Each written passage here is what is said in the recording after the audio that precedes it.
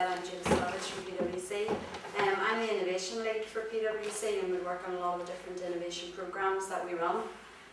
What I'm going to do is just talk a little bit through the content and the context and the background of the program and why PwC decided to sponsor it in the first instance and to continue supporting it over the past few years. I'm going to talk about what we mean by innovation. It's obviously, if you Google it, there are millions of definitions of what we actually mean by innovation, but I'm going to explain what we mean by it in terms of this programme. A little bit about the programme, what it involves and what the benefits are. And then if you have any questions, we can come back to those at the end. So, I don't need to tell you a lot of this. We all know we're facing the greatest economic challenge in half a century. The recent innovation survey published by DETI showed that Northern Ireland innovation activity had dropped by 12% in the last 4 years. We're actually the bottom region of the whole of the UK in terms of our investment in innovation and what benefits we get from it. Now, part of this programme actually challenges that because we don't think that's the case. We think there are a lot of firms out there doing great innovation activity, but it's not necessarily being measured or recognised in any way. And that's what this programme aims to address. That survey also showed that a third of Northern Ireland companies are hoping for survival over the next year. And indeed, I think that's probably increased after last Wednesday's announcements.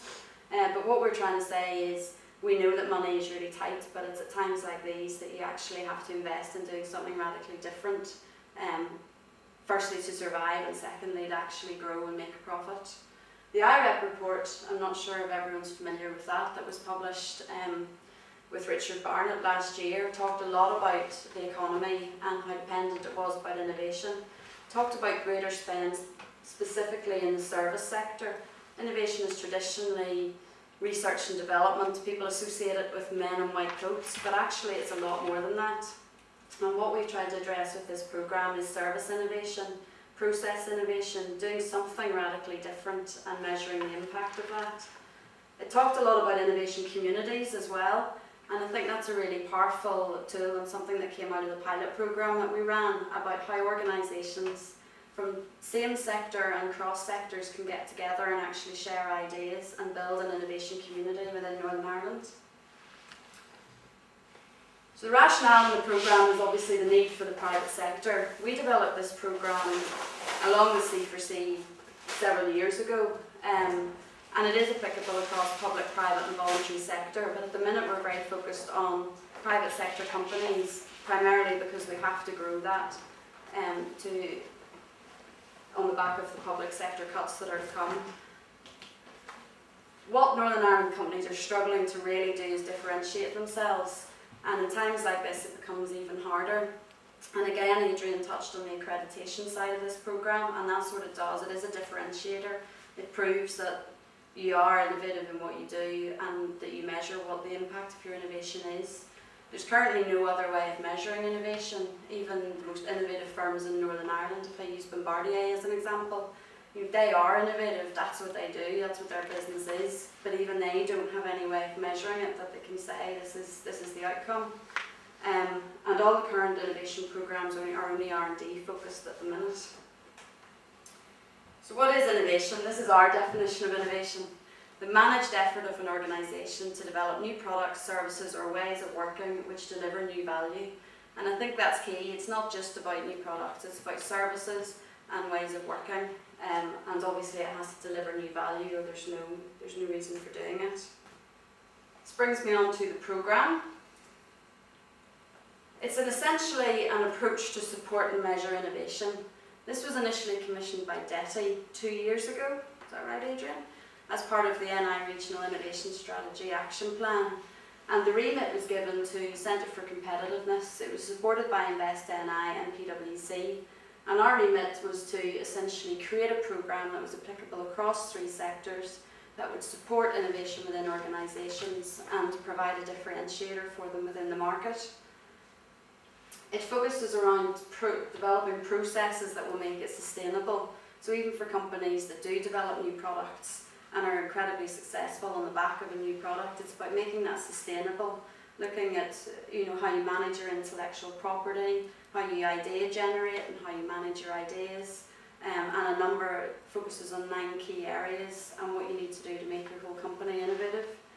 And it provides a measure against which organisations can assess.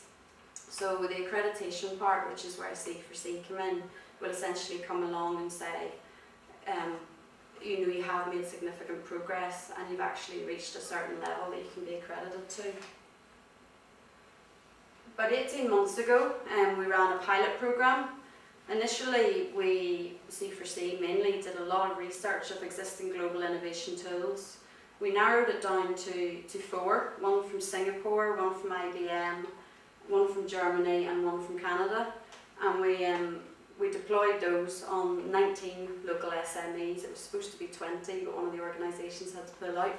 As you can see, they're from across sector. Cherry Pipes is under the manufacturing, and that's where Paul Beanie's from. We're going to hear from him. The pilot programme ran over a 3-month period, and these were the outcomes.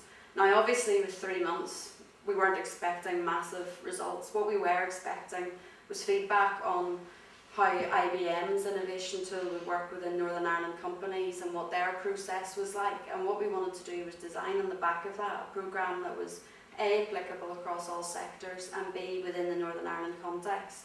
I think a lot of our companies, when you put them alongside some of the top Singapore innovation companies, there clearly is a gap, and we wanted to make it challenging enough, but also achievable for local organisations. Some of the feedback, the quick wins that organisations saw were increased employee engagement. I think the key was getting the assessment was done on a range of different staff within each company, and I think it was involving everybody in the process and doing a sort of culture shift. Obviously that's not going to change within 3 months, but some of the findings from it was that a focus on innovation actually improved employee engagement. Competitive differentiation, I think there was one organisation that actually won new work, and they felt that it was their focus on this and saying that they were involved in this programme that helped them achieve that, and improved customer satisfaction. One of their clients, one of them was doing a customer satisfaction survey at the time, and they mentioned this, and their results in that improved.